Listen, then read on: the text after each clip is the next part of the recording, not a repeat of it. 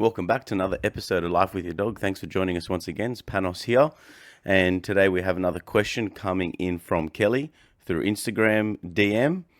And I'm going to read it real quickly so we can have a bit of a scope of what we're talking about. So she goes, "Hey Panos, love the podcast. Pretty much listen to every episode in preparation for our puppy.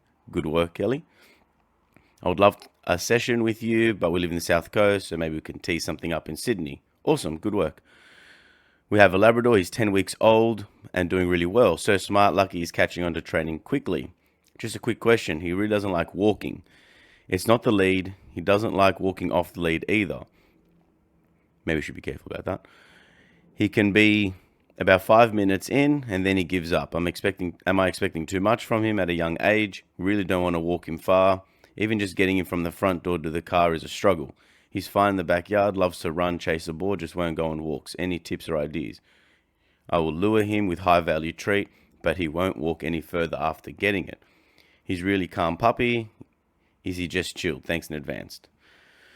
So I was told that I'll do a Q&A for her so she can get as much advice as I can within the scope of what I've got. So I gave her a couple of tips. Two tips that I told her was, don't push it too far, keep everything short and sweet. He's only 10 weeks old. It is very important for people out there that aren't familiar. You should go back and listen to episode 3 of our podcast, talking about the 3 crucial things about puppy training and what we want to do for their development. And one of those things is getting them out and about so they can experience the world, especially in that critical period between 7 to 17 weeks, really important. And that's why, obviously, Kellie's concerned about this and wants to get out there, but we don't want to push our puppies too far. So I say just encourage him with small meals out the front yard. So instead of feeding him in the backyard or inside the house, start feeding him out the front there on a leash.